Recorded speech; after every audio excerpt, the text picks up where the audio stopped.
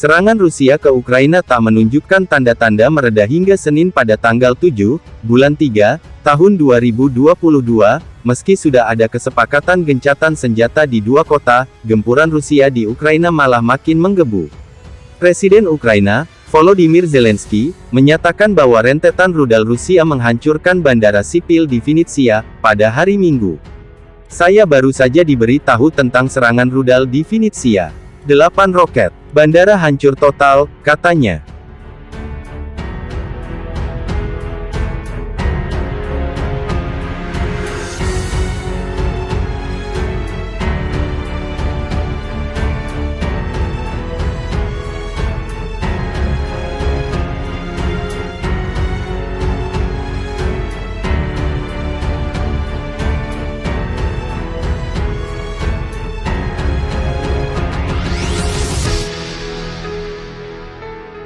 Garda Nasional Ukraina melaporkan pesawat Rusia menjatuhkan bom udara di satu kamp militer di Kharkiv pada Sabtu, tanggal 5 Maret, tahun 2022, malam waktu setempat.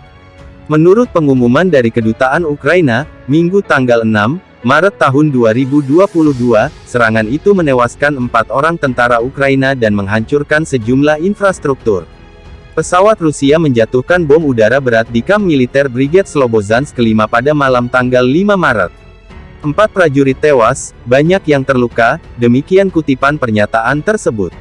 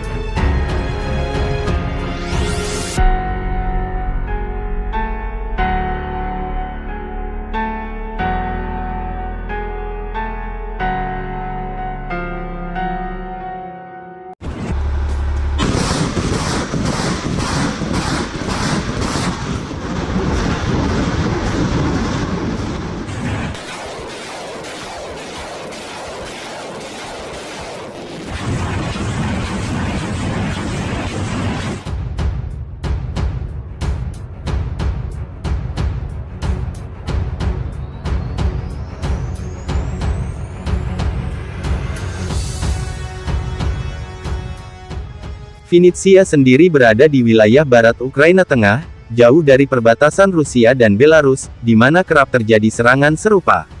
Zelensky pun kembali meminta negara-negara barat memberlakukan zona larangan terbang di atas Ukraina untuk mencegah lebih banyak serangan Rusia. Meski sudah ada kesepakatan gencatan senjata di Mariupol, Ukraina belum dapat melakukan evakuasi warga sipil dari kota tersebut karena pasukan Rusia terus melancarkan tembakan. Kabar ini disampaikan langsung oleh Kepala Administrasi Wilayah Donetsk, Pavlo Kirilenko, lewat akun Facebook pada Minggu tanggal 6, bulan 3, tahun 2020. Konvoi evakuasi dengan penduduk lokal tidak pernah bisa meninggalkan Mariupol hari ini. Rusia mulai mengumpulkan kembali pasukan mereka dan menembaki kota dengan berat. Sangat berbahaya untuk mengevakuasi orang dalam kondisi seperti itu, kata Kirilenko.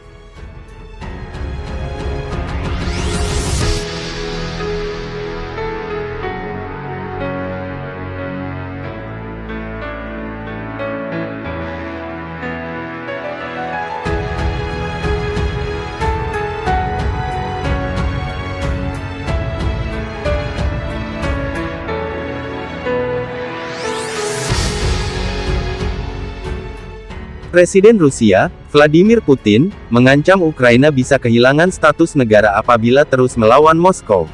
Ancaman ini dilontarkan saat Ukraina mendesak Barat menerapkan zona larangan terbang ke wilayah mereka. Otoritas saat ini harus mengerti bahwa mereka terus melakukan apa yang mereka lakukan saat ini, membahayakan masa depan status kenegaraan Ukraina. Bila itu terjadi, mereka yang akan bertanggung jawab penuh, kata Putin, Sabtu tanggal 5 Maret. Putin juga memperingatkan penerapan zona larangan terbang di Ukraina bakal membawa konsekuensi kolosal dan menghancurkan bagi dunia, tak hanya di Eropa. Sementara itu, Presiden Ukraina, Volodymyr Zelensky, tetap meminta negara barat untuk memberlakukan zona larangan udara demi menekan pergerakan militer Rusia.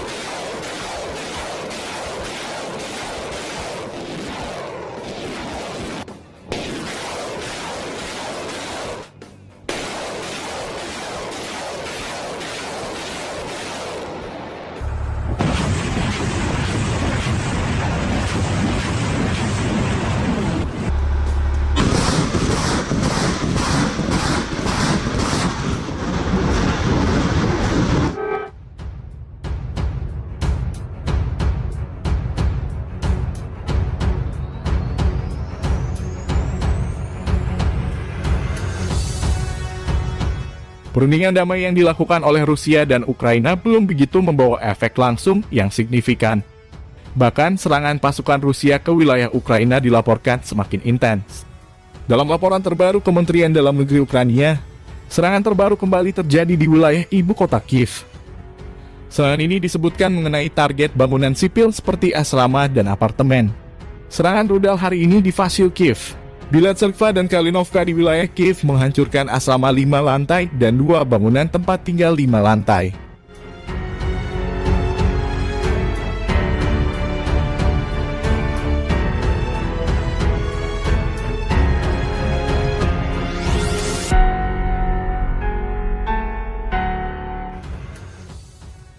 Pantauan satelit memperlihatkan konvoi militer besar-besaran sepanjang 40 mil, 64 km.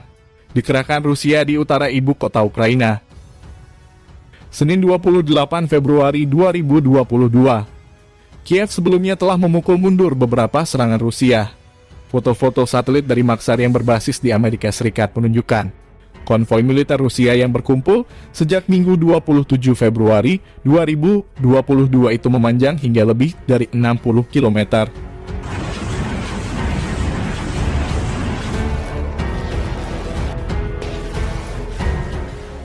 60 km setara dengan jarak Jakarta ke kota Bogor atau kota Yogyakarta ke Solo menurut penghitungan Google Maps. Dikatakan oleh Maxar, konvoi itu menutupi seluruh bentangan jalan dari dekat Bandara Antonov sekitar 18 mil, 29 km, dari Kiev ke kota Pribirsk yang jaraknya sekitar 40 mil. Sejumlah rumah dan bangunan terlihat terbakar di utara dan barat laut Ivankiv dekat jalan yang dilalui konvoi.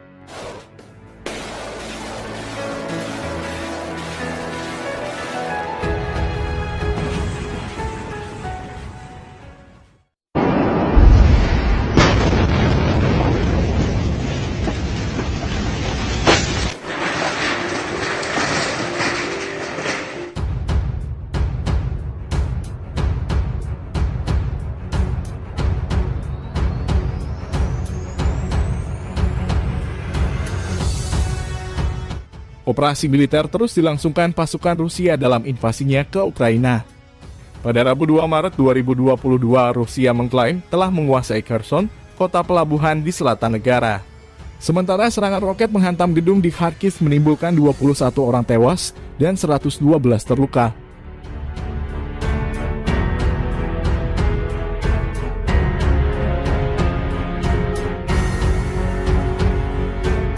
Pasukan terjun payung Rusia telah mendarat dan berjuang untuk menguasai kota menurut militer Ukraina. Ada laporan bahwa serangan roket telah menghantam gedung Departemen Kepolisian Regional dan bagian dari Universitas Karasin. Setidaknya 21 orang tewas dan 112 terluka dalam penembakan menurut wali kota-kota. Kharkiv adalah kota terpadat kedua di Ukraina.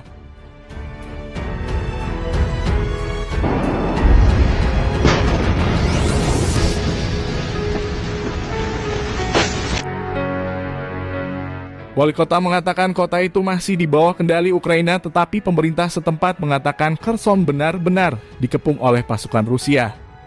Konvoi besar kendaraan lapis baja Rusia berjarak sekitar 15 mil dari Kiev, ibu kota Ukraina.